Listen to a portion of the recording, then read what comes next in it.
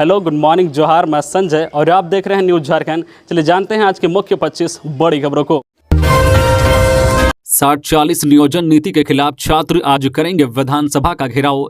Jharkhand state student union द्वारा 23 मार्च यानी आज गुरुवार को 60-40 नियोजन नीति के विरुद्ध विधानसभा का घेराव किया जाएगा।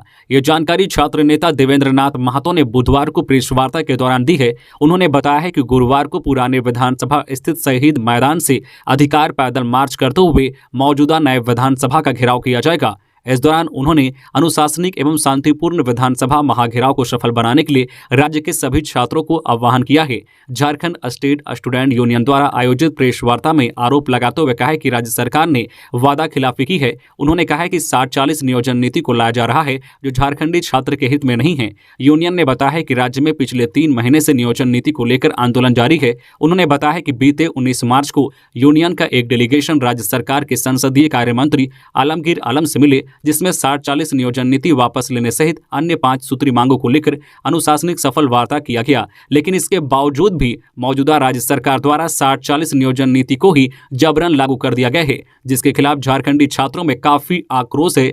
इस दौरान यूनियन ने राज्य सरकार से राज्य में जनसंख्या आधारित जातिगत आरक्षण एवं वर्तमान 60-40 नियोजन नीति को वापस लेने की मांग की है। रामनवमी को लेकर जिला प्रशासन अलर्ट, 1205 लोगों को भेजा गया नोटिस। रांची जिला प्रशासन रामनवमी पर सुरक्षा को लेकर पूरी तरह से सतर्क है। इसे लेकर एसएसपी किशोर कौशल के निर्देश पर रांची पुलिस ने संवेदनशील इलाकों में शांति व्यवस्था बनाए रखने और पर्व को आपसी सौहार्द से मनाने की अपील की है। वहीं शहर में शांति व्यवस्था बहाल रहे, इसे लेकर पुलिस की नजर सोशल मीडिया पर लगातार बनी हुई है। पुलिस वैसे लोगों पर कार्रवाई कर रही है जो सांप्रदायिकता से जुड़े पोस्ट कर माहौल को खराब करने का प्रयास कर रहे हैं। वहीं असामाजिक तत्वों पर नकेल कसने के लिए एसएसपी के निर्देश पर शहर के 1205 लोगों पर 107 के तहत नोटिस भी भेजा गया है, जिससे शहर का माहौल खराब होने की शंका है। वहीं पुलिस ने कहा है कि असामाजिक तत्वों पर प्रशासन की नजर है। उन्होंने अपील की है कि किसी भी तरह से अफवाहों से बचे, उस पर ध्यान नहीं देना है। इसके साथ ही कहा है कि शांति व्यवस्था भंग करने वालों पर कड़ी कार्रवाई की जाएगी। अव्यावहारिक सरकारी स्कूलों की दिनचर्या, शिक्षक संघ ने जताई आपत्ति। कहा भयंकर लू के बीच कैसे खेलेंगे बच्चे, मध्याह्न भोजन में भी आएगी परेशानी। राज्य के सरकारी स्कूलों के लिए विभाग की ओर से आदर्श दिनचर्या लागू किया गया है। शिक्षा सचिव के रवि कुमार ने इसकी अधिसूचना भी जारी कर दी है। अधिसूचना जारी होने के बाद स्कूलों के इस दिनचर्या पर विवाद शुरू हो गया है।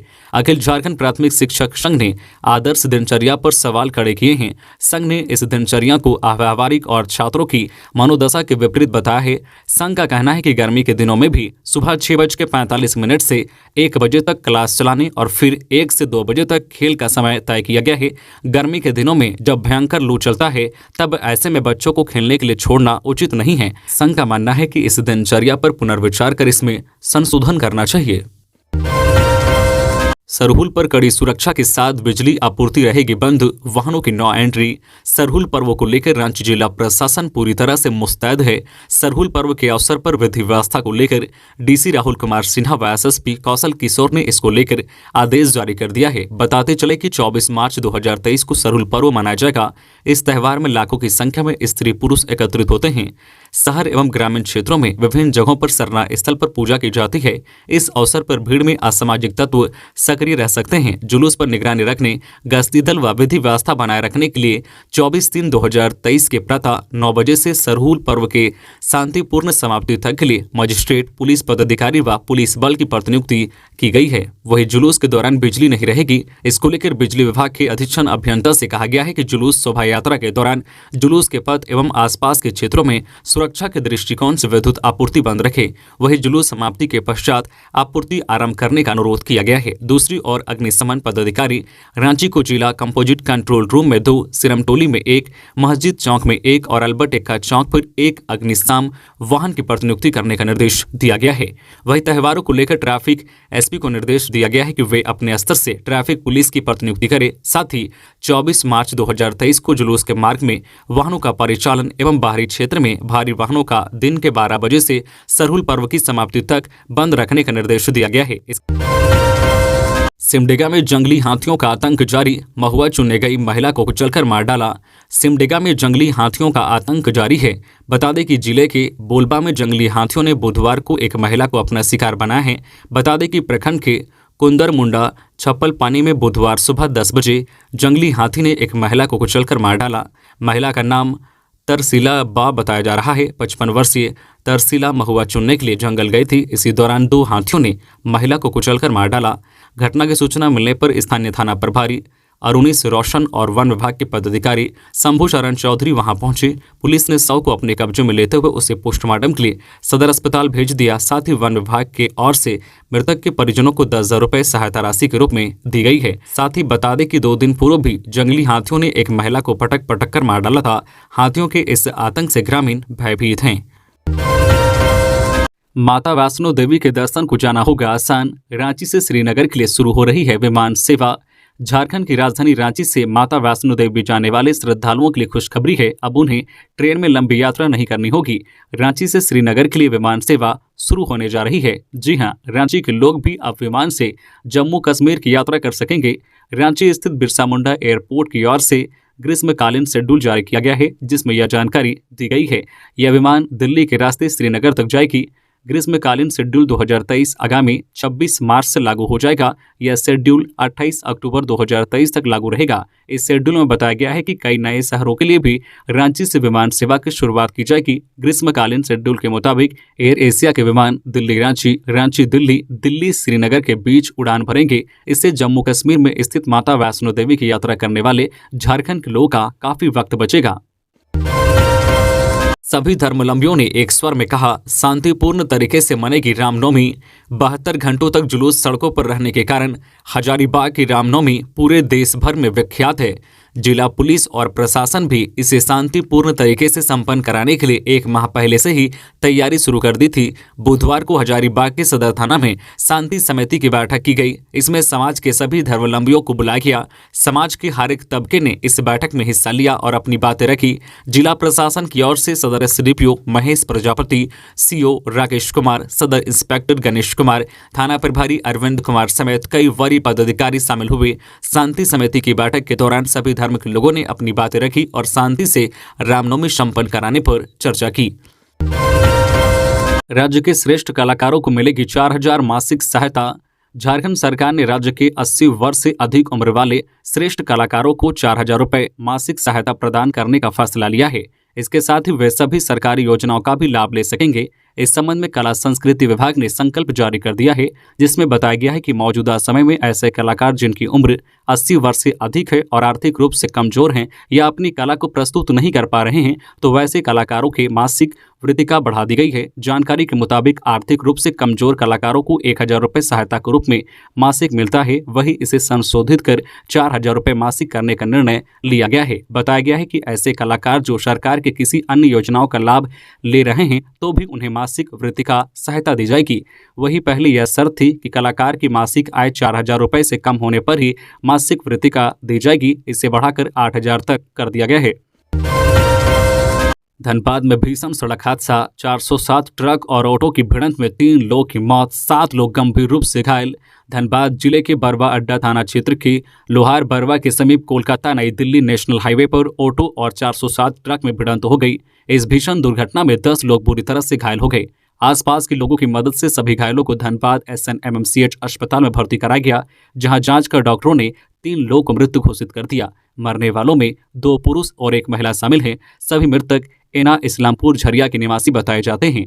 वहीं अन्य 7 लोगों की भी स्थिति गंभीर बताई जा रही है। घटना के संबंध में मिली जानकारी के अनुसार राजगंज लोदाटाण बाजार से ऑटो में सवार होकर लगभग 10 लोग अपने घर झरिया एना इस्लामपुर लौट रहे थे। इसी दौरान लोहार बरवा के समीप रॉन्ग साइड से आ रहे 407 ट्रक ने जोरदार टक्कर मार दी। इस भीषण टक्कर के बाद स्थानीय लोग मौके पर पहुंचकर दुर्घटना में सभी लोगों को बाहर निकाला। लोगों के द्वारा घायलों को इलाज के लिए धनबाद के SNMMCH अस्पताल भिजवाया। लातेहार से सटे बेतला नेशनल पार्क में हिरन का शिकार, मांस बिक्री कर रहे 3 शिकारी गिरफ्तार। बेतला नेशनल पार्क के आसपास के इलाकों में एक बार फिर से शिकारी सक्रिय हो गए हैं। शिकारियों ने बुधवार को एक हिरन को मारकर उसके मांस को बेच दिया। हालांकि वन विभाग ने इस मामले में एक्शन लेते हुए 3 शिकारियों को गिरफ्तार कर जेल भेज दिया है। दरअसल बेतला रेंजर को गुप्त सूचना मिली थी कि बेतला से सटे रंगनिया गांव में कुछ शिकारियों के द्वारा हिरन को मारकर उसके मांस को बेचा जा रहा है। इस सूचना के बाद बरवाडी पुलिस के साथ वन विभाग की टीम ने संयुक्त रूप से छापेमारी की। पुलिस और वन विभाग की टीम ने जैसे ही रंगनिया गांव पहुंची तो वहां राजेश्वर सिंह नामक शिकारी के घर के पास कुछ लोग हिरन के मांस की बिक्री कर रहे थे। पुलिस और वन विभाग की टीम ने तत्काल राजेश्वर सिंह के साथ साथ वहां उपस्थित 2 अन्य लोगों को हिरासत में ले लिया। पूछताछ के बाद पता चला कि हिरन का शिकार करने में राजेश्वर सिंह के अलावे हिरासत में लिए गए बरवाडी के अकरा निवासी अमित भुइयां और पलामू के तरहसी गांव निवासी निरंजन सिंह भी शामिल थे। पुलिस ने इन दोनों शिकारियों को भी गिरफ्तार कर लिया है। रेंजर ने बताया कि इस घटना में 4 अन्य शिकारी भी शामिल थे, लेकिन छापेमारी दल को देखते ही सभी वहां से फरार हो गए। रामगढ़ में भोला पांडे गिरोह का सदस्य हथियार के साथ गिरफ्तार। रामगढ़ से एक बड़ी खबर सामने आ रही है। मिली जानकारी के अनुसार भोला पांडे गिरोह का सदस्य हथियारों के साथ गिरफ्तार हुआ है।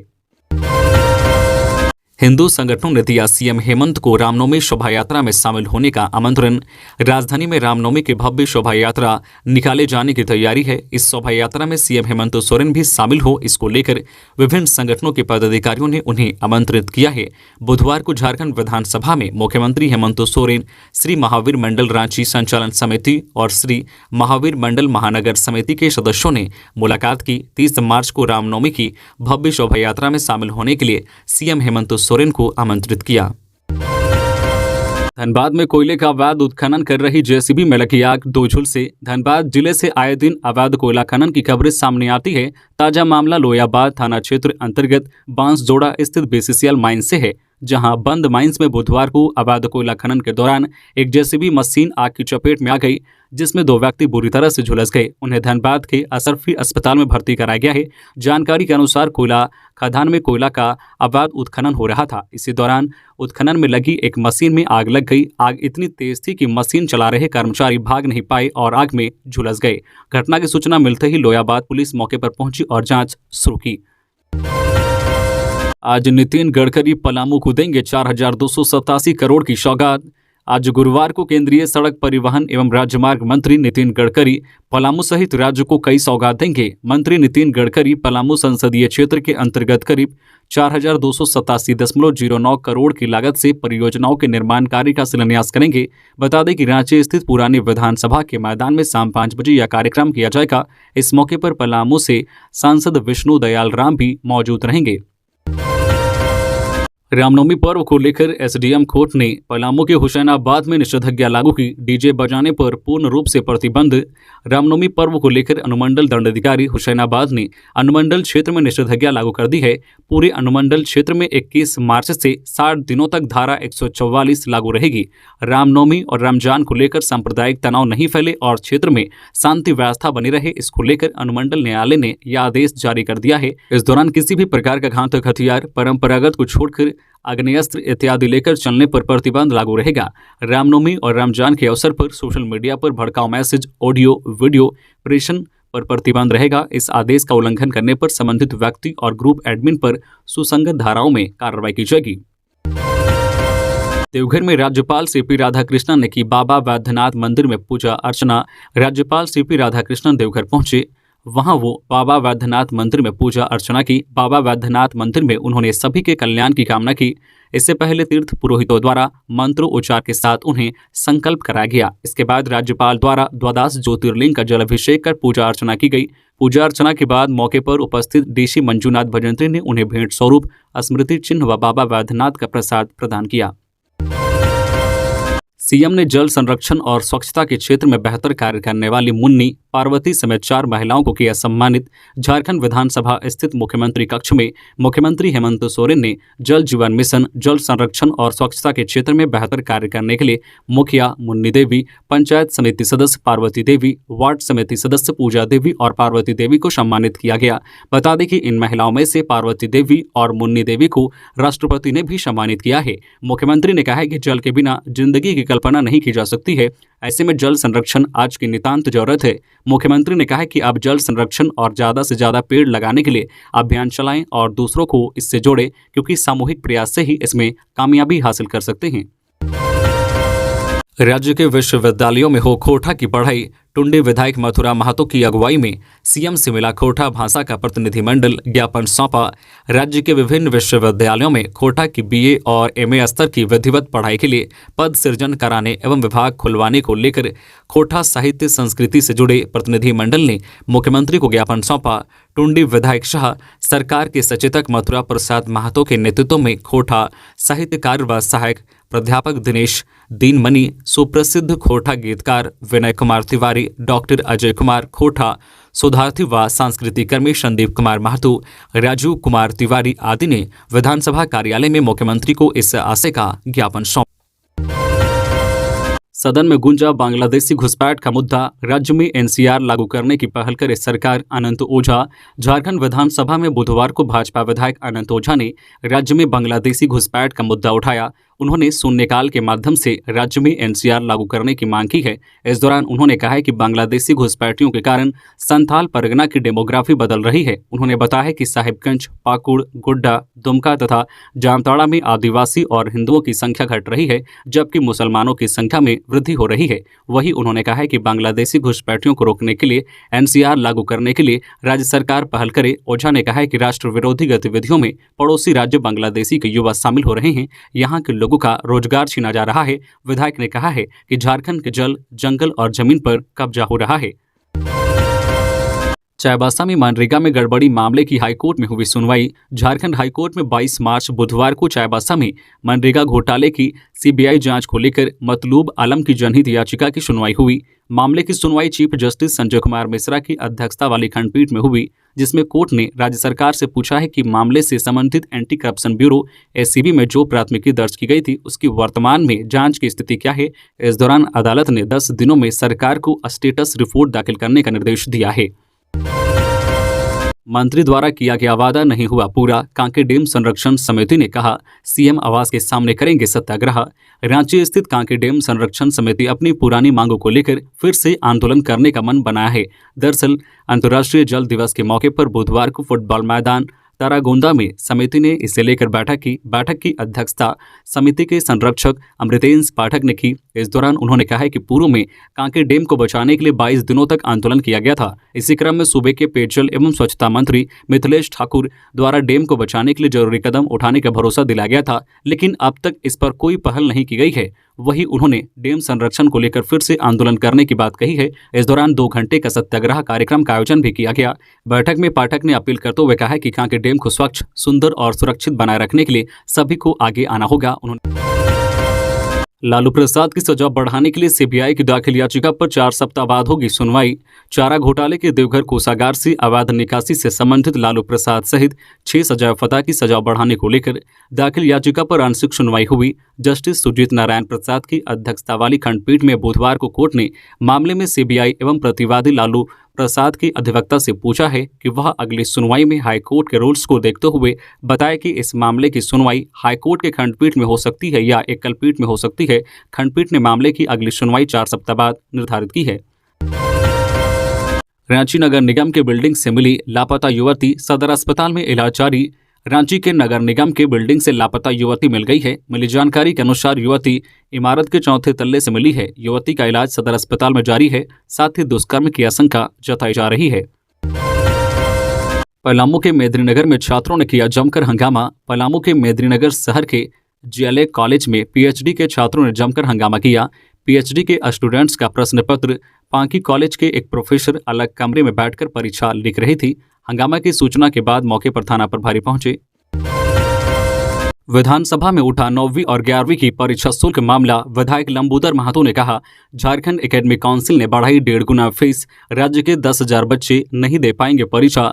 झारखंड एकेडमिक काउंसिल ने राज्य में 9वीं और 11वीं की परीक्षा तथा रजिस्ट्रेशन शुल्क में बढ़ोतरी कर दी है। यह बढ़ोतरी लगभग 1.5 गुना की गई है। वहीं रजिस्ट्रेशन और परीक्षा फॉर्म भरने की तिथि ऐसी रखी गई है कि राज्य के लगभग 10,000 बच्चे परीक्षा में शामिल होने से वंचित रह जा रहे हैं। विधानसभा में गोमिया विधायक लंबूदर महतो ने इस मामले को उठाया। उन्होंने सदन को सूचित करते हुए छात्रों के भविष्य के हित में झारखंड एकेडमिक काउंसिल को निर्देश देने को कहा है।